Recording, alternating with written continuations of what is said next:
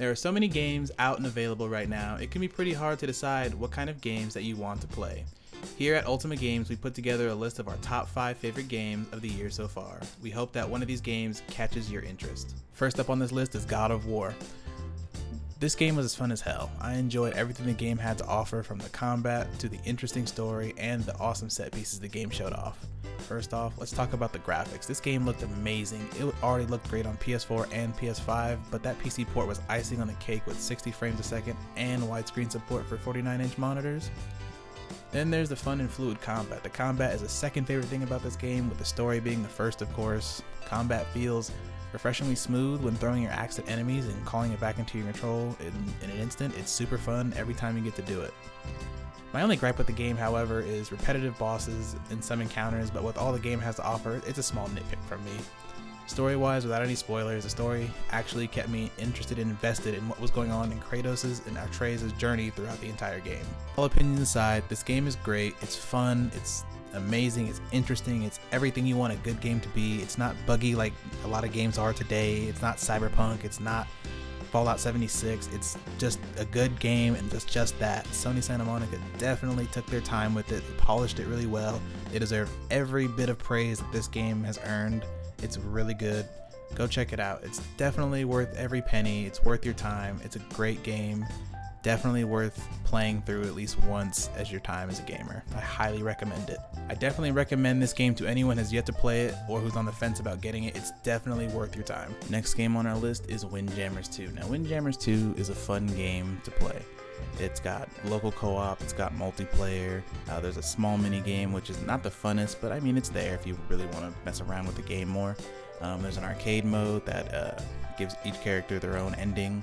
My only complaints about the game really is the fact that there's no training mode, there's no sort of tutorial to tell you how to play the game, because there's different mechanics, not too complicated, but enough to make you want to, practice or, try to learn the controls before you play. My favorite thing about the game so far is definitely the art style. It's got this 80s Venice Beach style that just complements it so well, and it makes it super interesting to look at when you're playing the game, and it makes it really satisfying when you're using all the different characters and seeing how different styles they have, along with their different move sets. And the characters are varied, which is probably the best part about this game. Having multiple characters definitely made this game worth coming back to. There's also 10 different characters from you to play through and get through their varied endings. Every character is different, and it's fun, and it keeps you coming back. And it's also just a great way to mix things up when you're playing against friends or the computer on a harder difficulty. But small little nitpicks aside, the game is fun. It's addicting in a good way. It has me coming back and playing it more often than not. The best time to play it is right now. Actually, it's on Game Pass, which I highly recommend if you have it. Game Pass is a great way to try new games. Next game on our list is, you guessed it, it's Eldenring. Now, Eldenring is easily one of the most hardest games I've played this year so far. Definitely earned its place on this list. Now, gameplay wise, Eldenring is just as hard as any Dark Souls or Bloodborne game that's out there right now. The bosses and encounters are deadly. The world is just out to kill you as usual per these games. My favorite thing about the game, however, though, right now is the lack of hand-holding this game is. Instead of putting you through this long tutorial or this giving you all these explanations that you already know how to do, it just throws you into the world and expects you to, survive and get through it.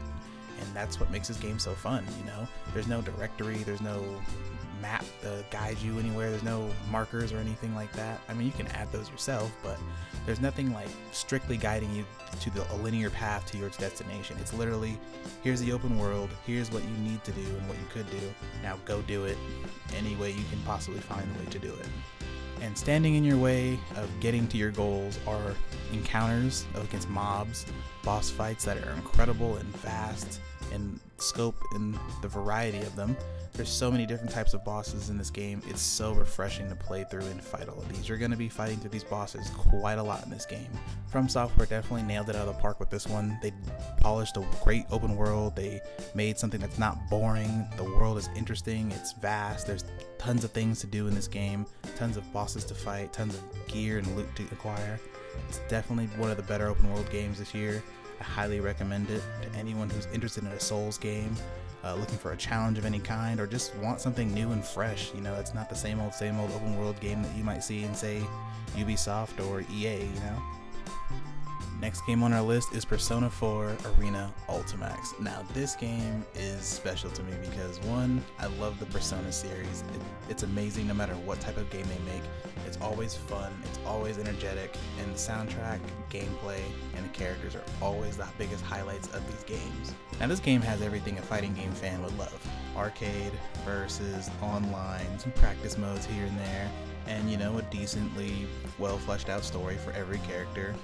I highly recommend this game. It's fun, it's fantastic, the soundtrack's great, the gameplay mechanics are great for any fighting game fanatic who loves to play any fighting games like Guilty Gear or Grand Blue Fantasy Relink is a good one, or Dragon Ball Z Fighters. This is right up your alley. I highly recommend people to check this out. It's usually on sale every time I look at it on the store.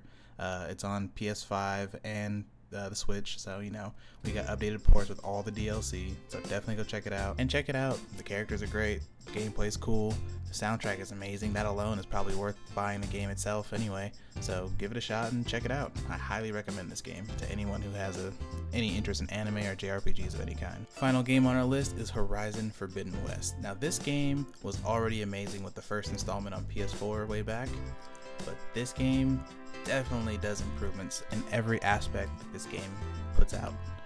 Combat, amazing, fluid, fun, and fast-paced. I loved it. Loved every second of it. I couldn't wait to get to the next encounter or the next boss fight. Graphically speaking, I've never seen a game look this great on PS5 in my life. This is probably the best looking PS5 game next to God of War.